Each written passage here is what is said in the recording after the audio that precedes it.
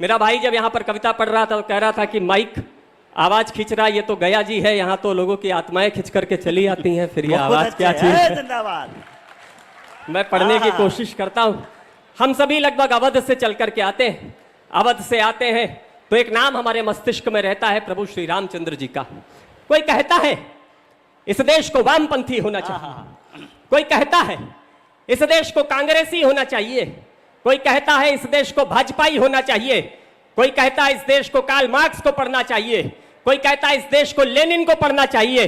पर आज इस पवित्र मंच से एक बात कह देना चाहता हूं, जिस दिन ये देश श्री रामचंद्र जी को ठीक से पढ़ लेगा, समझ लेगा, इसे कुछ और पढ़ने या जानने की आवश्यकता नहीं पड़ेगी। इस देश को रामवादी होने चाहिए, इस देश को राम को जानना चाहिए। राम क्या हो सकते हैं हमारे और आपके लिए?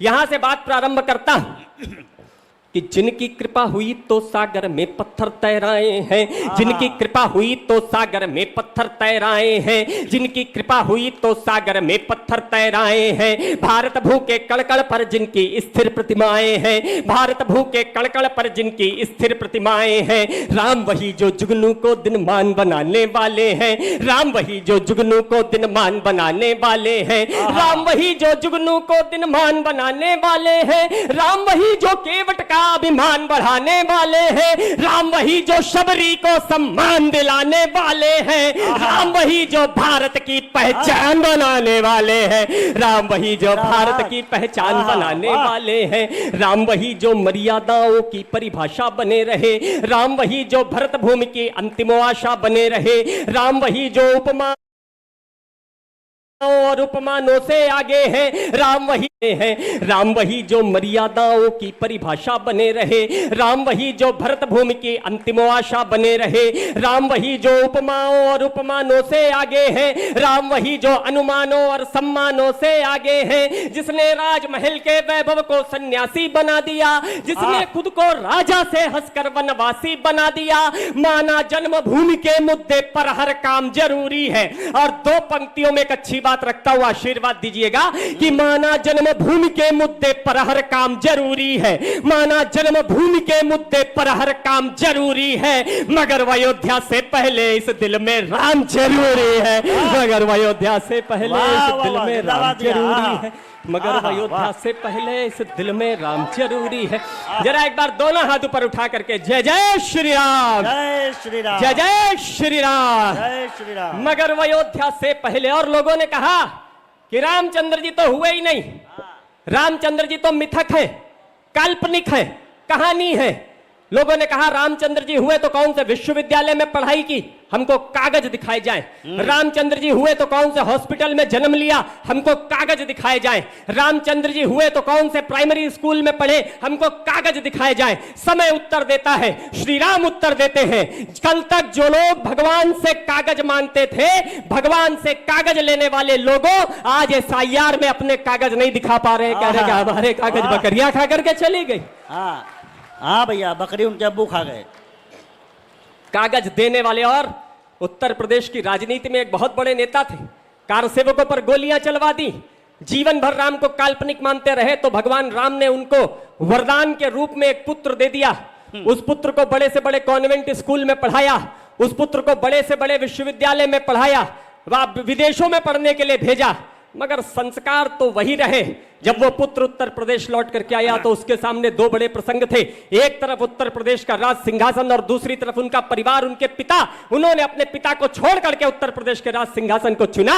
अगर श्री रामचंद्र जी के संस्कार होते तो उत्तर प्रदेश क्या पूरे भारतवर्ष का राज सिंहासन उस बेटे के पैरों पर पड़ा होता, वो बेटा अपने पिता के पैरों पर पड़ा होता। इससे बड़ा साक्ष्य क्या मिलेगा राजनीति में भगवान के होने का? कोई कहता है मोदी जी की लहर थी, सरकार बन गई, कोई कहता है योगी जी की लहर थी, सरकार बन गई। चार पंक्तियों में एक उत्तर रखने की कोशिश करता हूं, आशीर्वाद दीजिएगा कि राम वही जो भारत की पहचान बनाने वाले हैं, राम वही जो हर कौशल्या की आंखों के तारे हैं, राम वही जो हर कौशल्या की आंखों के तारे हैं, राम वही जो कैकेयी के मन के राज दुलारे हैं, राम नाम के दो अक्षर में लोग समूचे नपे मिले, राम वही जो हर सीता के भोजपत्र पर छपे मिले, मन के भय को दूर करे वो शक्ति मिले, निष्काम मिले, राजा मिले ना मिले, लेकिन बेटे में एक राम राम मिले। तुलसी जी ये बोल गए हर काम अरे, राम का होता वाह। है, और कलयुग में राम से बड़ा नाम राम का होता है। राम वही जो पृष्ठों को अखबार बनाने वाले हैं, राम वही जो भगवा में दरबार सजाने वाले हैं, राजनीति की वैतरणी को पार कराने वाले हैं। राम वही जो भारत की सरकार बनाने वाले हैं, राम वही जो भारत की भैया सरकार जिंदाबाद। बनाने आहा, वाले हैं, वाह। राम वही जो भारत की। कविता कैसी लगी? एक बार आपका आशीर्वाद, आपकी तालियां। जिंदाबाद। आप थके तो नहीं है ना अभी?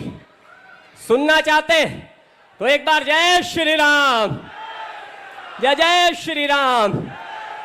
राम वही जो भारत की सरकार बनाने वाले हैं। लाल किले के वो मिमिया पे भाषण हमने बदल दिए, लाल किले के वो मिमिया पे भाषण हमने बदल दिए। भारत माता नपुंसकों के शासन हमने बदल दिए, भारत माता नपुंसकों के शासन हमने बदल दिए। सुनो समीक्षा बाद में कर लेंगे क्या खोया पाया है, सुनो समीक्षा बाद में कर लेना क्या खोया पाया है। बहुत दिनों के बाद देश में केसरिया लहराया है, बहुत दिनों के बाद देश में केसरिया लहराया है। इस भगवे की विजय पताका मंद नहीं होने देना, श्री राम के जयकारों को बंद नहीं होने देना। अभी बरेली संभल का संग्राम देश में बाकी है, योगी जी के बुलडोजर का काम देश में बाकी है। अभी ताज पर जाटों के भगवान का मंदिर बाकी है, और भोजशाला में मां के मान का मंदिर बाकी है।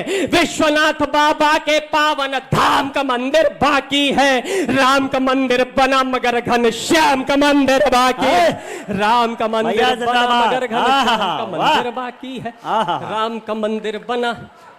कविता कैसी लगी? एक बार आपका आशीर्वाद, आपकी तालियां। देखिए, इस कविता को जब हमने पढ़ना शुरू किया, हमने 4 मंदिरों का जिक्र किया जिसमें 3 बन चुके हैं, और ये कथा का मंच है। इस पवित्र मंच से पवित्र कामना की गई है। मुझे लगता है 6-7 महीने में आप लोग इस बात के साक्षी रहेंगे कि भगवान भोलेनाथ का भी मंदिर दिव्य और भव्य हमको बना हुआ दिखाई देगा। इस कामना के साथ मैं इस मंच पे इस कविता को पढ़ता हूं।